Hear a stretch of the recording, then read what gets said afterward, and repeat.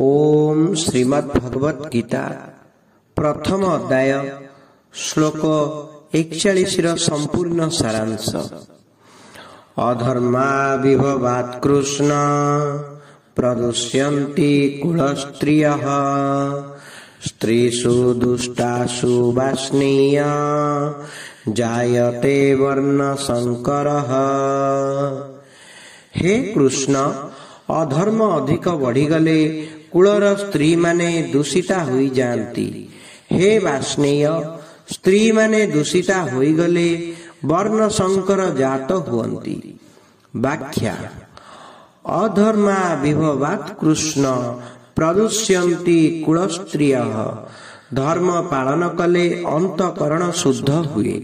अंतकरण शुद्ध हेले बुद्धि स्वात्विकी होई जाए। स्वात्विकी बुद्धि रे करणीय और अकरणीय संबंधी विवेक जागृत हुए। मात्र कूलरे अधर्म बढ़ीगले आचरण अशुद्ध हेबारे लागे।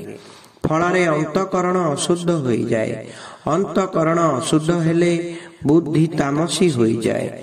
बुद्धि तामसी होई गले मनुष्य अकर्तव्य कर्तव्य एवं कर्तव्य को अकर्तव्य मने करे, अर्थात ता अंतरे शास्त्र मर्यादार विपरीत भावना सृष्टि हेबाकु लागे।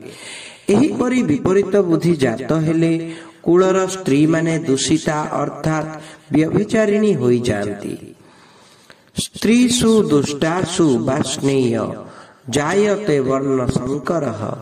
स्त्री माने दूषिता होई गले वर्ण संकर जन्म हुअन्ति। दुईटी भिन्न भिन्न वर्णर स्त्री और पुरुषंक संगरु उत्पन्न हेउतुवा संतान को वर्ण संकर कहन्ति। अर्जुन एठारे कृष्ण संबोधन करी कहउछन्ति जे आपण समस्तंकु आकृष्ट करुथिबारु कृष्ण नाम रे परिचित। तेणु आपण कुहन्तु आमर कुल को आपण केउ आडकु आकृष्ट करिवे, अर्थात केउ आडकु नेबे। वाष्णेय संबोधन करिबार भाव हेला आपण वृष्णि वंशरे अवतार नेइथिबारु वाष्णेय नाम रे प्रसिद्ध। किंतु आमर कुलनाश होई गले आमर वंशज केउ कुलर बोलाइबे, अतएव कुलनाश करिबा उचित नुहे।